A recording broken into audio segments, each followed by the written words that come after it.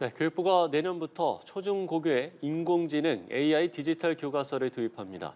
교육부는 학생 개개인의 성취 수준에 맞게 지도함으로써 창의력을 키울 수 있다고 기대하고 있는데요. 네, 일부 교사와 학부모들은 반대 목소리도 내고 있습니다. 이 밖에도 늘봄 학교 확대를 비롯해 다양한 교육 현안을 이주호 사회부총리와 함께 자세히 살펴보도록 하겠습니다. 안녕하십니까? 안녕하십니까? 안녕하세요. 네. 예.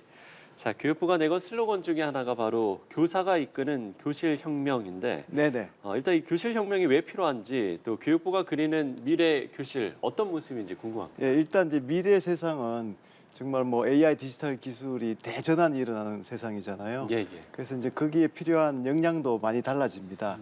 그래서 일단 이제 첨단 기술을 잘 활용하고 또 적용할 수 있는 역량도 필요하고요. 예. 그것보다도 더 근본적으로 중요한 거는 기술의 노예가 되는 것이 아니고 주인이 되는, 그러니까 인간적인 역량들, 뭐 창의력이나 인성이나 또 협력하고 소통하는 역량들이 정말 필요하거든요. 예. 그래서 교실이 이제 과거처럼 뭐 지식을 주입하고 정답을 뭐 맞추게 하는 게 아니고, 이제는 아이들이 이제 질문을 잘 할 수 있어야 되고 좀 더 활동적으로 인간적인 그런 교감을 할 수 있어야 되고 또 소통을 잘하고 또 발표도 잘하고 이렇게 해야 되거든요. 그래서 정말 이제 교실에 좀 혁명적인 변화가 필요하다고 생각을 하고요.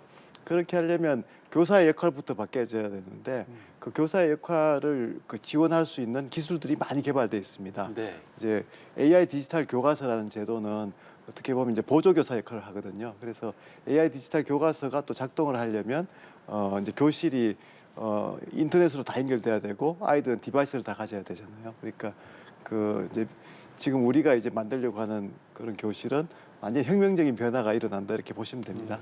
네. 네, AI 디지털 교과서 도입으로 내년부터 학교 네네. 교육 현장이 정말 크게 바뀔 것 같은데요. 네네. 기존 교과서와 가장 특징적인 차이점이 무엇일까요? 네, 지금도 이제 기존에 종이 교과서가 있고 또 디지털 교과서 체제가 한 뭐 10년, 20년 이렇게 쭉 유지돼 왔거든요. 예, 근데 예. 그 기존의 디지털 교과서는 이제 그냥 교과서 내용을 디지털화 했으니까 이제 그런 건데, AI 디지털 교과서는 아이들의 그런 이제 역량을 다 클릭을 하면 다 파악을 합니다. AI가 들어가 있으니까.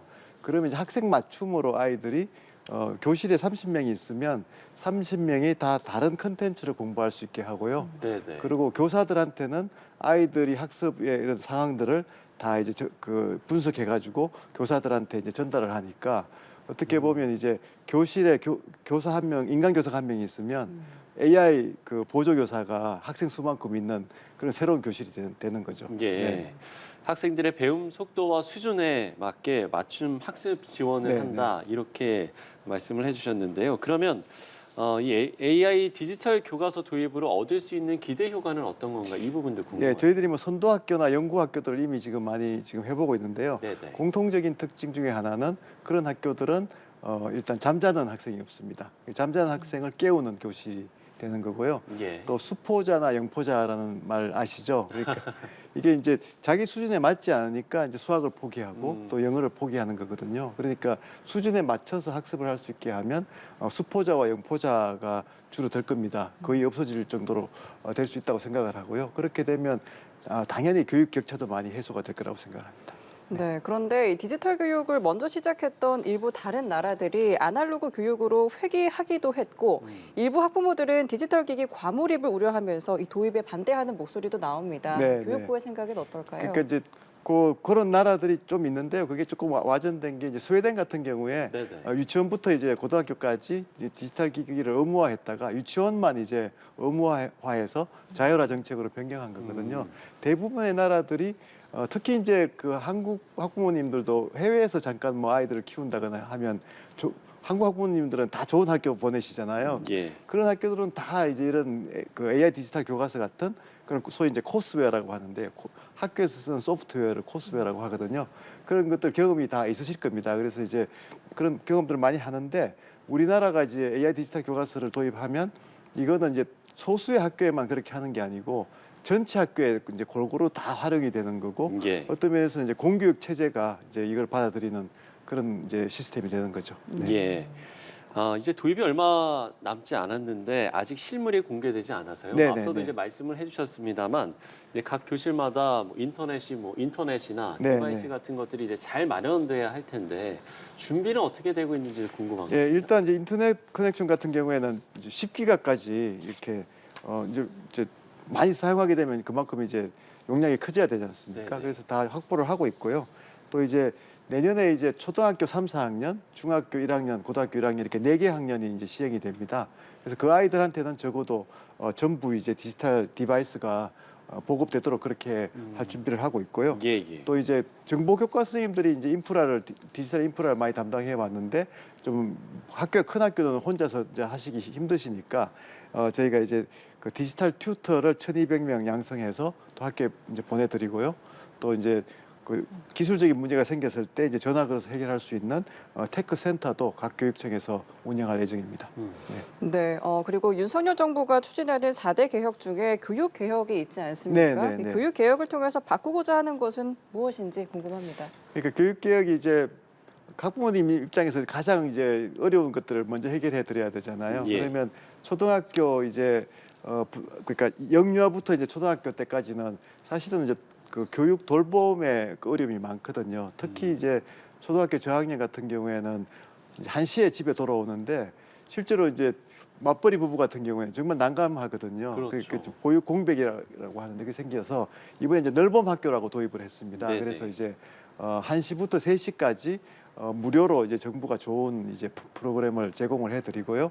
또 3시 이후에도 이제 아이들이 학교에서 돌봐줄 수 있도록 그렇게 하는데 지금 상당히 호응이 좋습니다. 그래서 이제 그 늘봄은 이제 초등학교 지금 1학년에서 시작해서 지금 이제 내년에는 2학년 이렇게 계속 확대를 해 나갈 예정이고요.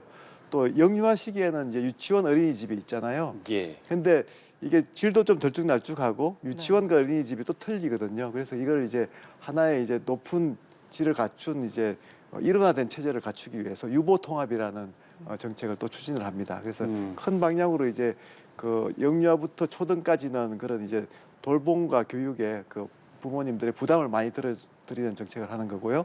그다음에 이제 고등학교까지 이제 학교는 앞에서 설명드린 이제 그 새로운 시대, 디지털 AI 시대에 필요한 새로운 역량을 갖추기 위해서 교실 수업을 완전히 바꾸는 교실 혁명을 이제 하고 그렇게 하기 위해서 AI 디지털 교과서를 도입을 하는 거고요. 예. 그다음에 대학으로 가면 대학이 연구와 이제 그 교육도 하지만 혁신의 중심이 돼야 되거든요. 그래야 좋은 일자리도 많이 하고 특히 지역 대학 같은 경우에는 지역 혁신 체제에서 중심 역할을 해야 거기서 스타트업도 나오고 뭐 많은 혁신 그 기술들이 개발이 되잖아요. 네네. 그래서 이제 특히 지역 대학들이 혁신의 허브 역할이 되도록 뭐 글로컬 대학들 또 라이즈 체제라고 해서 이제 혁신을 지원하는 체제들을 지금 추진하고 있습니다. 예, 예. 네.